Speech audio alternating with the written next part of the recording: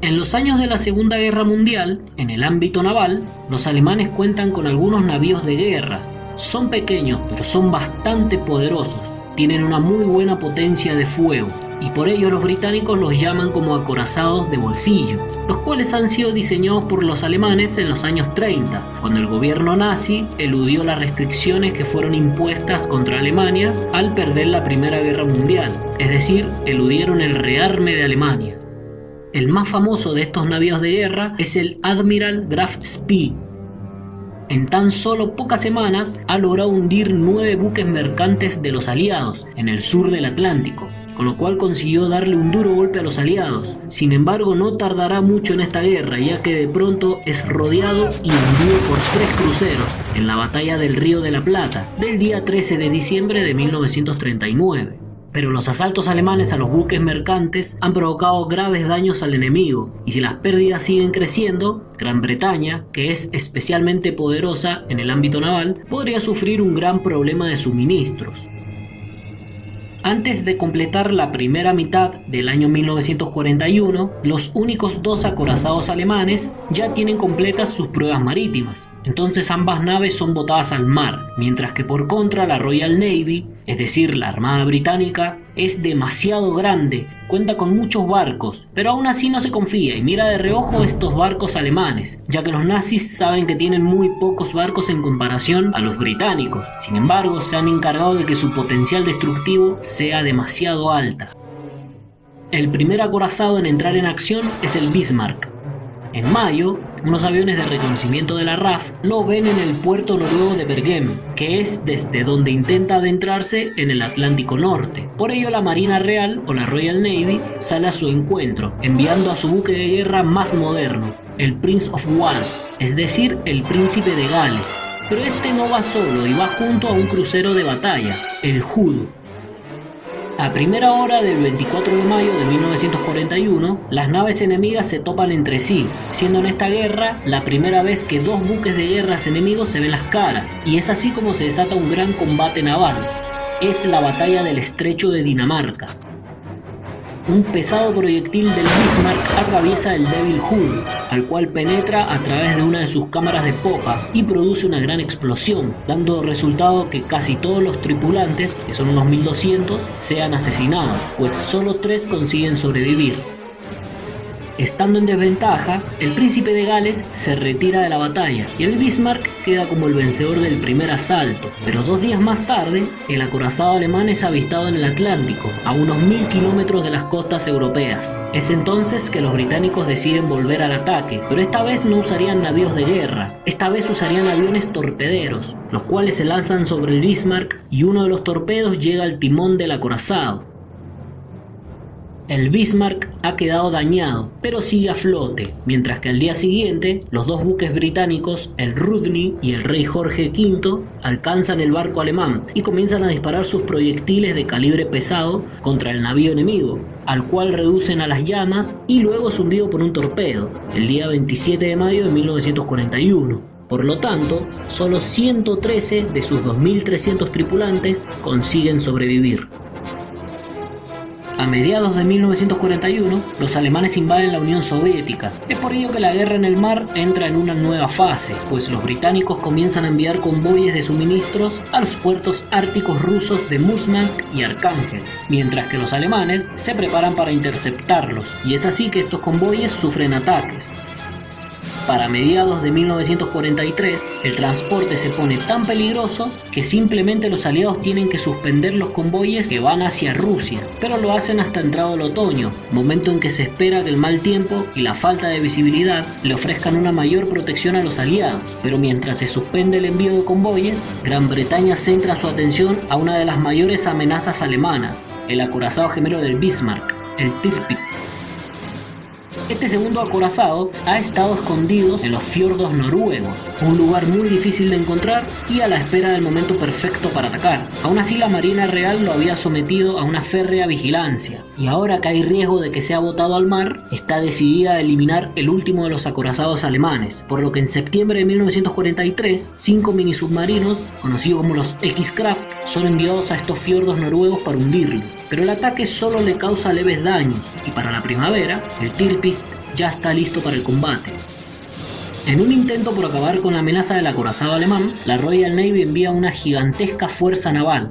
Es tan grande que incluye a 6 portaaviones. Además, toman a los alemanes por sorpresa y los bombarderos en picado se lanzan repentinamente contra el Tirpitz. Pero como el acorazado se encuentra muy bien blindado y las bombas son pequeñas, apenas le causan daños superficiales al navío.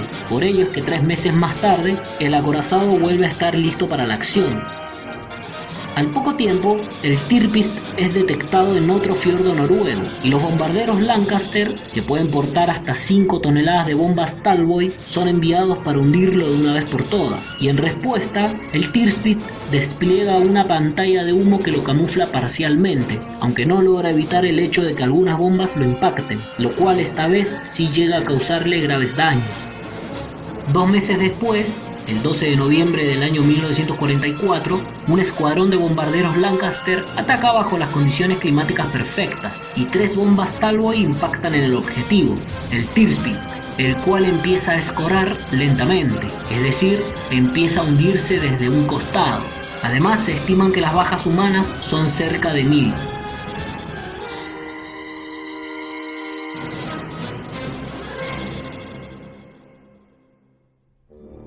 Los acorazados alemanes eran potentes, prometían mucho, pero el problema es que solo eran 2, y la Kriegsmarine es bastante pequeña en comparación con la Royal Navy, pues si los alemanes son más fuertes que los británicos por tierra, los británicos lo son más, pero por el mar.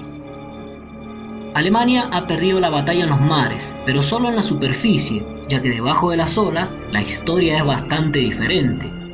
En los primeros meses de guerra, los U-Boot alemanes, es decir, sus submarinos, han estado acosando e interrumpieron las líneas de suministros británicas, aunque la mayoría de las veces atacaban en la superficie, disparando a los buques mercantes con sus cañones de cubierta, por lo que en respuesta, la Royal Navy envió portaaviones equipados con aviones antisubmarinos para patrullar las rutas utilizadas por los convoyes. El problema de los aviones antisubmarinos es que tienen una vigilancia muy limitada, y los U-Boot alemanes causan grandes destrozos entre las fuerzas navales aliadas, pues para finales del año 1939, más de 100 buques mercantes aliados han sido hundidos por el enemigo, y si las pérdidas continuaban a este ritmo, Gran Bretaña se habría enfrentado a un gran desastre, ya que los productos más importantes podrían haber empezado a escasear: los alimentos, las armas y los combustibles.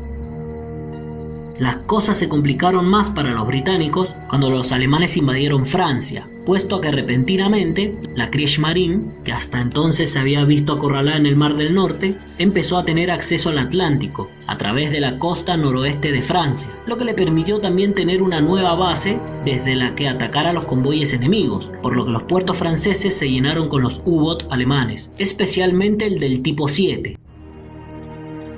El almirante alemán Karl Dönitz, más conocido como el León y líder del servicio de U-Boats alemanes, organiza a sus submarinos en lo que llama como las manadas de lobos, un grupo de líneas que están en torno a una ruta con altas probabilidades de ser transitada por los convoyes aliados, y tan pronto como un submarino detecte a un convoy, este avisaría al resto, enviándole las coordenadas para atacar.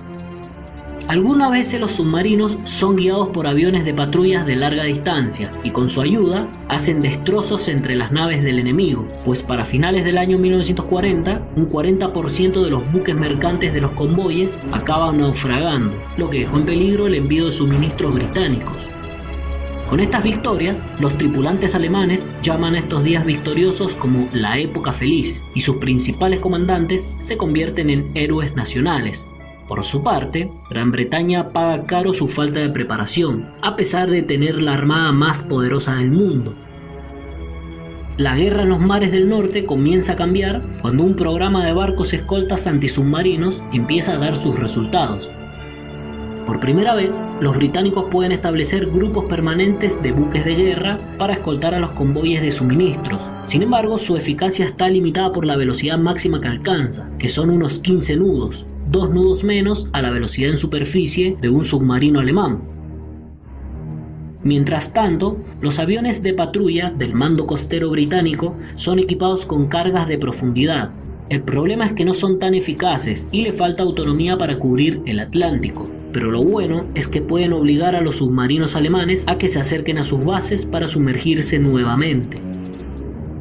Al igual que en la campaña de bombardeos estratégicos sobre estructuras alemanas, que fue llevada a cabo por los británicos, se producen una serie de avances tecnológicos que les sirven bastante a los aliados, y a inicios de 1940 se desarrolla un nuevo tipo de radar, el radar centimétrico, que es más pequeño que los que ya existen, además de que puede adaptarse a los aviones y a los barcos de escolta, por lo que con esta nueva ventaja, cualquier submarino alemán que llegue a la superficie quedaría en una situación vulnerable.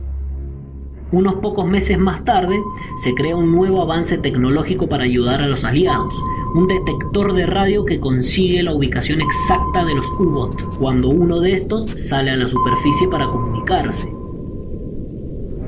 Durante la primavera de 1941, los británicos empiezan a lograr contener de modo constante la amenaza de los submarinos alemanes y la pérdida de los buques mercantes se reducen hasta menos de la mitad, pero a esto se suma un gran desastre sufrido por Alemania, cuyos defectos perdurarían durante el resto de la guerra. En mayo del año 1941, el destructor británico Bulldog consigue que el submarino U-110 salga a la superficie y también logra capturarlo. Pero este no es un submarino cualquiera, pues a bordo hay una máquina Enigma, la cual era usada para codificar las señales alemanas, y como si fuera poco, el Bulldog también logra capturar algo muy importante, los libros de códigos navales del Enigma.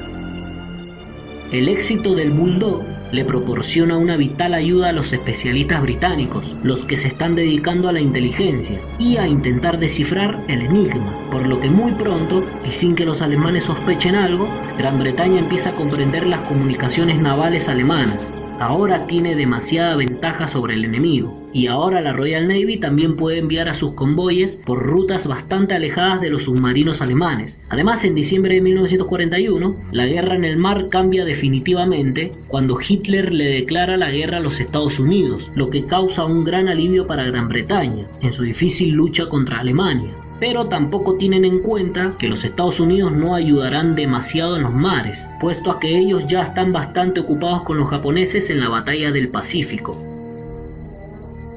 Karl Donitz envía submarinos para atacar a los buques mercantes norteamericanos en sus propias costas, y al principio solo los submarinos del tipo 9 son los capaces de realizar el largo viaje desde Europa, pero una vez allí, los U-Boot pueden encontrar a sus objetivos con facilidad.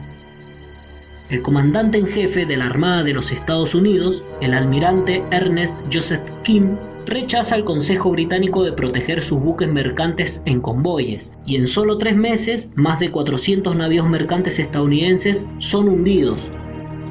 Los duros pasos que sufrió Gran Bretaña en el mar al comienzo de la guerra ahora lo están sufriendo los estadounidenses, pero aprenden la lección y entienden que deben hacer algo cuanto antes, por lo que en mayo de 1942 King ordena que se introduzca un número limitado de convoyes de suministros, es decir, lo que hace es enviar varios convoyes más pequeños y por lugares diferentes.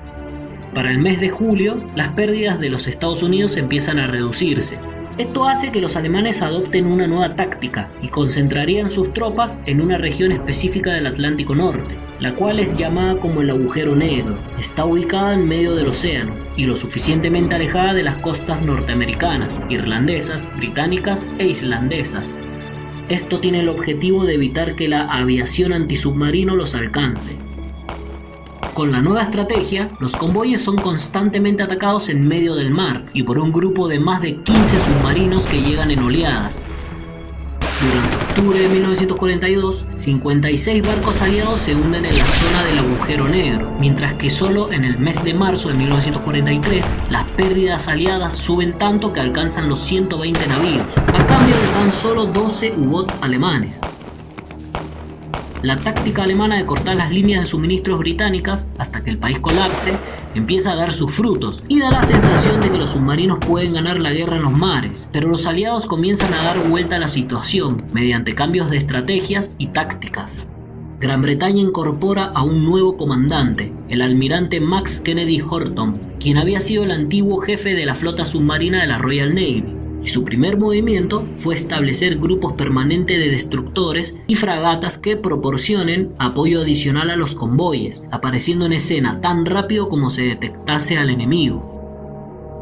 Los desarrollos tecnológicos y armamentísticos que se van produciendo acaban siendo muy importantes. Uno de estos es el Erizo, un mortero antisubmarino capaz de disparar 24 bombas en 2 segundos. Por otra parte, los aviones aliados son equipados con un nuevo proyector de alta potencia, el Focke-Late, el cual por la noche puede ser encendido repentinamente y en el último momento, cuando el avión se encuentre cerca del submarino, lo que toma a su objetivo por sorpresa.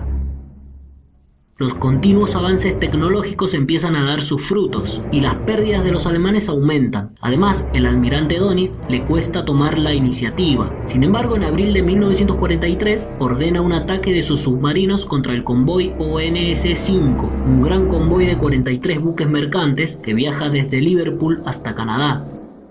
40 U-Boot rodean al convoy y en respuesta los aviones antisubmarinos llegan desde Canadá. Aún así, los aliados tardan 4 días en contener el ataque alemán, en los que 11 navíos mercantes acaban hundidos, mientras que los alemanes pierden 7 submarinos.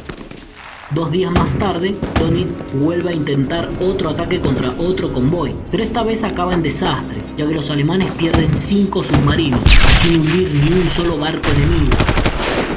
Durante el mes de mayo de 1943, la cuarta parte de los submarinos que han estado operando en la larga batalla del Atlántico se han hundido en el mar. Los alemanes están empezando a perder la guerra en el Atlántico y de manera definitiva. Los pocos éxitos que han tenido, a cambio de tantas pérdidas, están siendo muy graves para la Kriegsmarine. Con la armada de la Alemania nazi golpeada, los aliados lanzan otra ofensiva con una nueva versión del avión B-24 Liberator, el cual ahora puede alcanzar a los U-Boot en la zona del agujero negro. Entonces los diseñadores alemanes de submarinos intentan responder con innovaciones propias que sirvan para contrarrestar las mejoras del armamento enemigo, y los submarinos son equipados tanto con detectores de radar como con ametralladoras antiaéreas. Algunos U-Boot adoptan un snorkel, el cual ha sido diseñado en Holanda. Es una entrada de agua que le permite a los submarinos pasar más tiempo bajo el agua y escondido de los radares, pero ya es demasiado tarde como para cambiar la balanza de la batalla. Además, muchos son igualmente detectados y atacados. La batalla del Atlántico la están perdiendo los alemanes, por lo tanto los U-Boot se quedan inmovilizados en los puertos, ya que se ha vuelto muy peligroso para ellos que naveguen por el océano libremente, y los intentos alemanes por encontrar una respuesta son cada vez más desesperados, aunque logran fabricar un nuevo y revolucionario submarino, el tipo 21. Estos nuevos U-Boot modernos se alimentan con energía eléctrica y llegan a alcanzar una velocidad de 17 nudos bajo el agua, el doble que un submarino tradicional, lo cual es más que suficiente como para dejar atrás a la mayoría de los barcos enemigos. Aunque el problema es el mismo de siempre, sigue siendo ya demasiado tarde como para cambiar las cosas. De hecho, solo uno de los submarinos del tipo 21 llega a estar operativo y además no consigue entrar en contacto con el enemigo. Y el hecho de que ya sea tarde se debe a que Alemania está librando una guerra en varios frentes al mismo tiempo. No solamente están luchando contra Gran Bretaña, también lucha contra la Unión Soviética, contra Francia y contra todas aquellas naciones que se han rebelado contra ellos. Para finales del año 1943, los aliados ya tienen el control del Atlántico. Es un punto de inflexión en la Segunda Guerra Mundial. Hasta el momento, los alemanes han perdido casi 800 submarinos y también el 75% de sus tripulantes murieron en combate, mientras que en el bando aliado, 35.000 marineros han perdido la vida luchando. Finalmente, con la guerra antisubmarina terminada y con los U-Boot fuera de los mares, las enormes oleadas de tropas y equipamientos estadounidenses pueden navegar libremente por el Atlántico y también pueden prepararse para la invasión en Europa. La victoria aliada en la batalla del Atlántico ha sido muy importante, pues significa que ahora los Estados Unidos pueden brindar apoyo directo en el continente europeo, y esto supondrá un cambio fundamental en el curso de la guerra.